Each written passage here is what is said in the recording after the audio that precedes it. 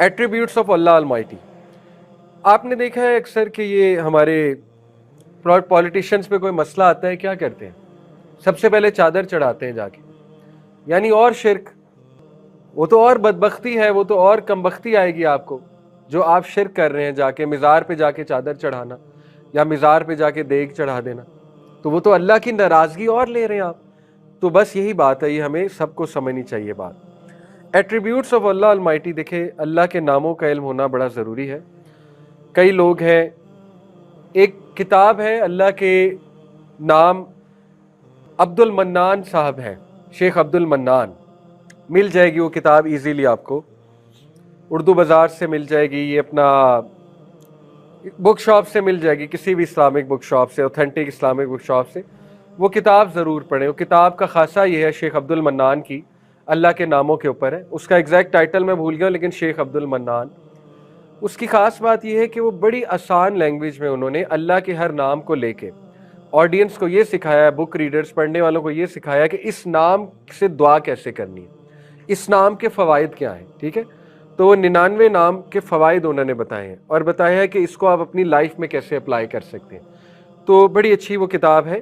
तो अल्लाह के नामों का वास्ता देना और अल्लाह रब्बुल आलमीन के नामों का पता होना, ये इंसान को बहुत स्ट्रेंथ देता है गम के मौके पे स्पेशली। ठीक है, जैसे मिसाल के तौर पे कोई गम से गुजर रहा है इंसान, तो वो अल्लाह की तरफ रेफ़र कर सकता है कि अल्लाह ताला आप अल-वदूद हैं, व हुवल गफूरुल वदूद।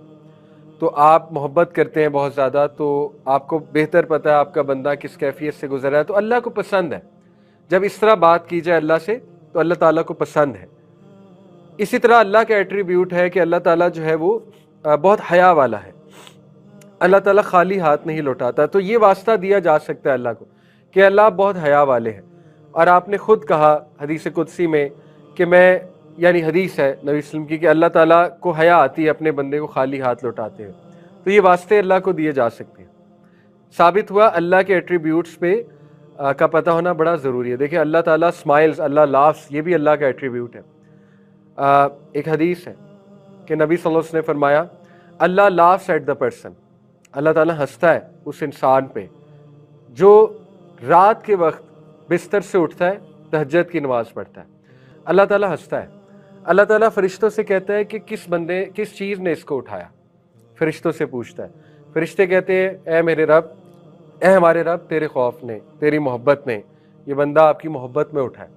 तो देखिए कितनी खूबसूरत हदीस है कि अल्लाह ताला हंसता है, अल्लाह मोहब्बत करता है, अल्लाह नोट करता है ऐसी चीज़ों को। ठीक है, अप्रिशिएट करता है। अल्लाह शकूर है, अशकूर द वन हु अप्रिशिएट्स, और अल्लाह से ज़्यादा अप्रिशिएटिव कोई नहीं है। अल्लाह ताला एक एक चीज़ नोट करता है। ठीक है, जो आप कर रहे हैं अल्लाह के लिए, वो सब अल्लाह नोट कर रहा है। किसी को माफ़ कर रहे हैं अल्लाह के लिए, अल्लाह नोट कर रहा है। तो अल्लाह के बारे में जितना पता होगा उतना अच्छा है सैडनेस के मौके पे। पर्पज़, ये एक बड़ा ज़बरदस्त सलूशन है। जो लोग पर्पज़ के साथ ज़िंदगी गुजारते हैं वो गम से जल्दी बाहर आते हैं। Purpose should always be bigger than your self. वो पर्पज़ आपको इंशाल्लाह ताला गम से जल्दी निकालेगा। जैसे देखिए यूसुफ इस्लाम का स्ट्रेट पर्पज़ था, मैंने दावत का काम करना, तो वो जेल में भी चले गए तो वो दावत का ही काम चल रहा था। वो पर्पज़ कोई नहीं ले सकता उनसे। इब्न तैमिया ने कहा, what can my enemies do to me, मेरे दुश्मन मेरा क्या कर सकते हैं? अगर वो मुझे जेल में बंद कर देंगे तो ये मेरे लिए सॉलिट्यूड है, अल्लाह की इबादत करूँगा। अगर वो मुझे जिल्ला वतन कर देते हैं, ये मेरे लिए सियाहत है, अल्लाह की ज़मीन फिरूंगा, एक्सप्लोर करूँगा। अगर वो मुझे मार देते हैं, मेरे लिए शहादत है। तो मेरे दुश्मन मेरा क्या कर सकते हैं? जिधर मैं जाता हूँ अपनी जन्नत साथ ले जाता हूँ, यानी अपना मकसद साथ ले जाता हूँ। तो इसलिए देखे purpose should be bigger than your own self. ये कोई पर्पज़ नहीं है फलानी यूनिवर्सिटी में एडमिशन लेना है, this is just a small purpose. इसमें हर्ज कोई नहीं है, हम ये नहीं कह रहे पर्पज़ हो नहीं सकता, but it's a very small purpose. Bigger purpose होना चाहिए कि मैंने क्या करना है ज़िंदगी में। वो पर्पज़ जब तक है इंशाल्लाह ताला, और देखिए ये पर्पज़ तो है ही जन्नत अटेन करना है इंशाल्लाह ताला, तो ये पर्पज़ तो कभी ख़त्म नहीं होता, आखिरी सांस तक है। जन्नत तो आखिरी सांस तक अटेन किया जा सकता है। ठीक है, तो बिगर पर्पज़ पे नज़र हो तो इंसान जल्दी अल्हम्दुलिल्लाह बाहर आ जाता है डिप्रेशन से अल्हम्दुलिल्लाह। डॉक्टर जाकिर नाइक की ज़िंदगी आपके सामने है। अल्लाह ने आपके सामने एक ऐसे वली अल्लाह की केस स्टडी, मैं तो उनको वली अल्लाह कहता हूँ, ठीक है, जिस शख्स ने पूरी ज़िंदगी दावत के लिए सर्व कर दी, डॉक्टर जाकिर नाइक हफिज़हुल्लाह। और उनको जिल्ला वतन किया गया। ये आसान नहीं होता। आपका अपना मुल्क आपको निकाल दे, आपका अपना मुल्क आपकी जान का दुश्मन हो जाए, आपकी एजेंसीज आपके पीछे पड़ जाएं, ठीक है। This is not easy. This happened with him. India में हम वैसे ही डिप्रेशन से मारे जाते कि ये मेरे साथ हुआ क्या है। उनका पर्पज नहीं रुका। उन्होंने कहा ऐसी की तैसी, मेरा काम है, मुझे हुक्म अज़ा, मैंने दावत का काम करना है।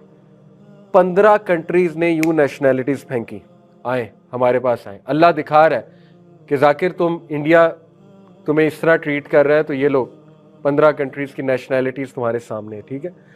पर्पज नहीं रुका। और गए होंगे, बड़े दुख में गए होंगे, I am sure about it. दुख होता है बतौर इंसान। लेकिन मलेशिया ने कहा आ जाओ, यूएई ने कहा आ जाओ, सऊदीया ने कहा आ जाओ, अभी तो इवन पाकिस्तान ने कह दिया आ जाए, ठीक है। खुद बता रहे थे कि पाकिस्तान ने ऑफर किया आ जाए, बिस्मिल्लाह।